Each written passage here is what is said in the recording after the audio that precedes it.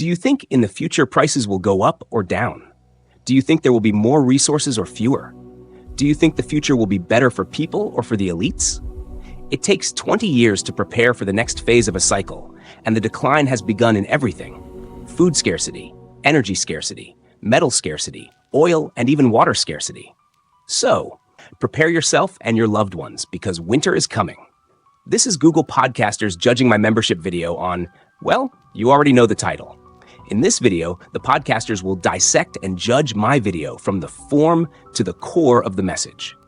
Just remember this: if you're struggling to keep up with rising costs and dwindling resources, you're not alone. The elites are tightening the noose, and it's time to fight back by making every minute, action, and dollar count. This isn't just about surviving. It's about thriving in a world designed to keep us down. The goal of this podcast? To review, judge, and give you a glimpse of what I prepare for my special members. My intentions are to help you take control of your life, optimize your daily habits, and prepare for the scarcity that's coming. You'll learn the hard truths about why efficiency isn't just a choice, it's a necessity. Stay until the end. You will like it. Ready to turn chaos into control? Let's get started. Okay, wow, this K Waterloo piece. You've definitely piqued our curiosity, prepping your closet for economic collapse. Supply chain breakdowns, even crypto revolution. It's a lot to unpack. It really is. What I find fascinating is how this piece connects something as personal as your wardrobe to these larger anxieties we have about the future, you know? Yeah. It taps into this very primal fear, scarcity, the idea that we need to be prepared for absolutely anything. Yeah, you're right. It's one thing to stock up on canned goods and water filters. Right. But a whole Spartan wardrobe. Yeah. That makes you wonder, is K Waterloo onto something here? Or is this just fashion-forward fear-mongering? Well, that's what we're here to explore. And one of the first things that jumps out is this idea of financial warfare being waged against us. And our closets are apparently ground zero. Right, K Waterloo claims that we're being tricked into buying these cheap, trendy clothes that just fall apart. And it's keeping us stuck on this hamster wheel of consumption. Yeah. But is this really warfare? There's definitely a grain of truth to the whole planned obsolescence argument. Yeah. I mean, companies benefit from repeat purchases, so yes, designing products with a limited lifespan makes sense from a business perspective. Okay, so maybe warfare is a bit traumatic. But think about it. Like those $10 shirts that you buy, and then after one wash, they shrink like 2 sizes. Right. K Waterloo even says that. You could save $50 to $100 per year by buying fewer, higher quality items. You know, that savings estimate really caught my eye too. It makes you wonder, how did they arrive at that figure? Like, what kind of clothes are they comparing? This is where I think some concrete examples would make their argument a lot stronger. Yeah. It would be interesting to actually test that theory out. You know, Oh. compare the cost per wear of a $10 shirt versus a $50 shirt that lasts 5 times longer. Exactly. It's so easy to just get caught up in that initial stick price. But when you actually take a step back and look at the bigger picture, like you said, the cost per wear, the environmental impact, even just the emotional toll of constantly having to replace cheap clothes, it paints a very different picture. And speaking of the bigger picture, K Waterloo does not let us forget about the elites. Oh, no. They claim that these shadowy figures, the Davos billionaires, politicians from both sides of the aisle, they benefit from keeping us financially vulnerable and distracted by these fleeting trends. Yes, and this is where the piece veers into a little bit more conspiratorial territory, I think. It's one thing to acknowledge the role of consumerism and planned obsolescence, but to suggest that it's all this coordinated attack orchestrated by this shadowy elite, that's a little bit of a leap, don't you think? Honestly, I'm a little skeptical too. Yeah. It's easy to get swept up in those kinds of narratives without really thinking about it. But without any concrete evidence, it's hard to know how much weight to give them. And then there's this whole crypto revolution angle that pops up throughout the piece, but is never really fully explained. Right. K Waterloo throws out all these terms like crypto power and financial sovereignty, but it's all very vague. It's almost as if the author is using these buzzwords to tap into these existing anxieties that we have and create a sense of urgency without really providing any concrete solutions. Right. It's like the world is about to change in a big way. And cryptocurrency is involved. But how? Should we be excited? Should we be terrified? Yeah. It's hard to tell. It definitely raises more questions than it answers, and it's something that we're going to have to dig into a little bit further. Agreed. Now, something else that stood out to me was K Waterloo's language, particularly this stark contrast that they draw between the sheep who buy into disposable fashion and then this enlightened few that are prepping for the future. It's almost like they're saying you're either with us or against us. Absolutely. It creates this false dichotomy where you're either a mindless consumer or you're this like hyper-vigilant prepper. And it can make it really hard to approach the topic with any kind of nuance. It's interesting, though, because even if you don't buy into the whole the apocalypse is nigh narrative, there's still something to be said for being more intentional about our choices. Right. 100%.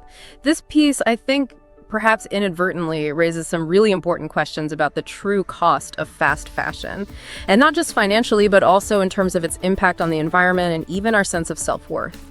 It really makes you wonder how much of our shopping habits are driven by like genuine need versus just this constant bombardment of new. Right. It's like we're on this treadmill of trends and it's impossible to step off. And Kay Waterloo actually uses this really interesting phrase, I thought, to describe their ideal wardrobe, a resilient wardrobe. I love that, a resilient wardrobe. So what exactly goes into creating one? Does it mean that we have to like ditch all of our clothes and become these modern day Spartans draped in neutral linens? Oh, well, not quite. Although I have to admit, I did chuckle at that image of everyone suddenly embracing minimalist robes. But no, Kay Waterloo's argument really centers on this idea of choosing quality over quantity, investing in pieces that are durable and versatile and timeless. It's funny though, because that advice isn't so different from what you would hear from like a fashion stylist who's trying to help you build a more functional wardrobe. Exactly. And this is where I think Kay Waterloo's argument really intersects with this growing movement towards mindful consumption and sustainable fashion. It's about breaking free from that cycle of buying cheap clothes that fall apart after a few washes and end up in a landfill. Right? It's true. Those $10 shirts might seem like a steal at the time, but then when you factor in the cost of replacing them multiple times a year, it starts to add up. And don't even get me started on the environmental impact. Oh, absolutely. And Kay Waterloo really emphasizes that they think true sustainability comes from buying less and buying better. So investing in those pieces that will last for years, even decades. And they actually go so far as to advocate for learning like basic sewing skills or finding a good tailor to repair clothes rather than just tossing them out at the first sign of wear and tear. Such a good point. Remember that vintage dress that you found? That looks absolutely stunning on you. That thing has probably outlasted countless fast fashion trends just because it was made with quality and it was actually built to last. Exactly. And it probably has a great story behind it too. There's just something to be said for clothes with history and character. This is making me want to go thrifting this weekend. But seriously, you mentioned sustainable fashion. Does Kay Waterloo talk at all about ethical production and fair labor practices? They do. They do touch on the exploitation that's often inherent in fast fashion, but their focus is definitely more on individual action. So like choosing to support brands that align with your values, whether that's durability, ethical production, or a commitment to fair labor practices. Okay, so you're not just like redoing your wardrobe. You're making a statement. Right. So where do you even begin to build this resilient wardrobe? Does it have to be this big, dramatic overhaul? Well, that's where I think Kay Waterloo gets surprisingly practical. Believe it or not, they actually recommend a brutal closet audit as like the first step. Brutal. Okay. That sounds kind of intense. Yeah. They don't sugarcoat it. They basically suggest getting rid of at least 50% of your wardrobe. Anything that doesn't fit into this Spartan ideal of being durable, versatile, timeless, out it goes. 50%. I don't know if my heart or my closet is ready for that. I know, it's definitely a daunting task. But imagine how much lighter you would feel afterwards, literally and figuratively, you know? It's about letting go of the things that no longer serve you and creating space for what truly matters. I could see how that could be really empowering, actually. Like hitting the reset button on your wardrobe and kind of your relationship with clothes, out with the old, in with the new, and hopefully more mindful. Exactly. And then from there, they really suggest focusing on building a foundation of these high-quality, timeless pieces. Okay, so we're talking about like the classic cuts, the neutral colors, just the building blocks of a versatile wardrobe. So is it all just white t-shirts and jeans from here on out? No, not at all. Kay Waterloo does emphasize choosing pieces that you love, that reflect your personal style, and that you can see yourself wearing for years to come. They even encourage people to explore vintage clothing and secondhand shopping as a way to find those unique, high-quality pieces without breaking the bank. Which aligns perfectly with this whole idea of sustainability. And it's way more fun than just like sticking to a bland uniform. You can still express yourself, but it's about making more intentional choices. So once you've purged your closet and you've stocked up on some timeless staples, then what? Well, this is where Kay Waterloo's focus on what they call financial sovereignty comes into play. They believe that by making these more mindful choices about your wardrobe, you can actually break free from that cycle of consumerism and achieve greater financial freedom. Okay, so it's not just about the clothes. It's about taking control of your finances and kind of your life. It's almost like a personal finance book disguised as a fashion guide. Exactly. They suggest setting a budget for clothing, tracking your spending, resisting that urge to buy things that you don't need just because they're on sale or because they're trendy. Which are really good practices for any area of life. Absolutely. And I think that's what makes this whole resilient wardrobe concept so intriguing. It's about so much more than just clothes. It's about embracing this more intentional and sustainable way of living. Okay, so we've tackled the sheep versus the preppers, the closet audit, building a resilient wardrobe, but we haven't really unpacked Kay Waterloo's thoughts on this whole crypto revolution. Like, they're clearly concerned about it, but it's all very cryptic, pun intended. So should we be worried? Should we be intrigued? What's the deal with crypto and our clothes? It's like they're suggesting this whole crypto revolution is going to like upend everything, including our closets, but they don't really explain how. Yeah, no, you're right. The connection is really vague. It's almost as if they're trying to capitalize on this like general anxiety that people have surrounding cryptocurrency without really understanding it themselves. Which is kind of ironic. Yeah. Because they seem to be advocating for this like financial sovereignty thing. Right. And for a lot of cryptocurrency enthusiasts, that's exactly what crypto represents. It's we just sort of opt out of these traditional financial systems. It's a very interesting contradiction. Like, on one hand, they seem to distrust any kind of centralized power, whether it's governments or financial institutions. But on the other hand, they're presenting their like Spartan wardrobe philosophy as the solution. So Yes, don't trust the system, yeah, but trust us. right. And this whole crypto revolution element, it just feels like a little bit of a distraction from their main argument about building this more intentional and sustainable wardrobe. It does feel a little tacked on. It's like they felt like they had to address this hot button issue without really knowing how it fits into their overall philosophy. Right. So it makes you wonder, would this whole resilient wardrobe concept still hold up if we stripped away all the doomsday prepping and the crypto conspiracy theories? What do you think? I think it absolutely would.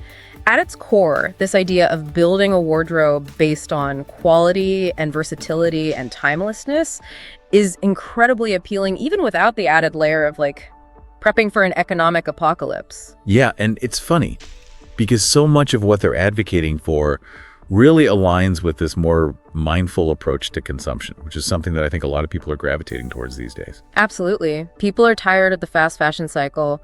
They're tired of their closets overflowing with clothes they never wear. They're looking for something that's more sustainable, environmentally and emotionally. And maybe that's what's so intriguing about this whole resilient wardrobe concept. Yeah. It's not just about clothes, it's about aligning your outward appearance with your inner values. Exactly. It's about investing in pieces that you love, that make you feel confident and comfortable, and that really reflect who you are, not who some marketing campaign is telling you to be. You know what I'm realizing? There's this certain sense of empowerment that comes with that. It's about taking control of your own narrative in your wardrobe, but also in your life. I completely agree. By making these more conscious choices about what we buy and why we buy it, we can break free from that cycle of consumerism and create a more meaningful and fulfilling relationship, not just with our clothes, but with ourselves. So where does this leave us? Should we all be running out to buy sewing machines and stocking up on linen tunics in anticipation of the crypto revolution? Probably not. But while Kay Waterloo presents some ideas that are interesting, if a little extreme sometimes, I think the real value of this deep dive is in the questions that it raises. It challenges us to think critically about our consumption habits, to really explore what is the true cost of fast fashion, and to really consider what a more resilient and sustainable approach to fashion could look like. It's about finding what works for you. Right. Not everyone needs a Spartan wardrobe to feel confident and prepared for the future. Exactly. But I think by engaging with these ideas, even if we don't agree with all of them, we can at least start to make more mindful choices that reflect our values and our vision for the future. Well said. Well, this deep dive has definitely given us a lot to think about. Maybe it's time for me to finally tackle that brutal closet audit. I'll bring the snacks. And who knows, maybe we'll uncover some hidden treasures along the way. That is a great point. One person's clutter is another person's vintage find. Yeah. And you never know, that forgotten dress in the back of your closet might just become your new favorite piece. That's right. It's all about rediscovering what we already have and giving ourselves permission to experiment, to have fun with fashion, and to really express our own unique personalities through our wardrobe choices. Absolutely. So as we wrap up this deep dive, remember, it's not about achieving some idealized version of a resilient wardrobe.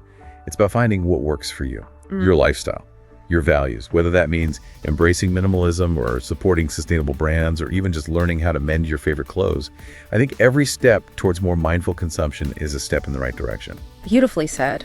And who knows, by making more conscious choices in our own lives, maybe we'll inspire other people to do the same and create this ripple effect that extends far beyond our own closets. Now that's a fashion revolution I think we can all get behind. This has been an incredible journey, and we can't wait to dive into more thought-provoking topics with you next time. Until then, keep exploring, keep experimenting, and keep expressing your unique style. And remember, your closet might just hold the key to a more resilient and fulfilling future. Thanks for joining us. And even if they don't share all my views and missed understanding 1 or 2 points of the video made specially for our premium community members, I have to say the podcaster did an admirable job. Now, knowing that more independent from the system you are and less money you need to spend, you've got 2 choices.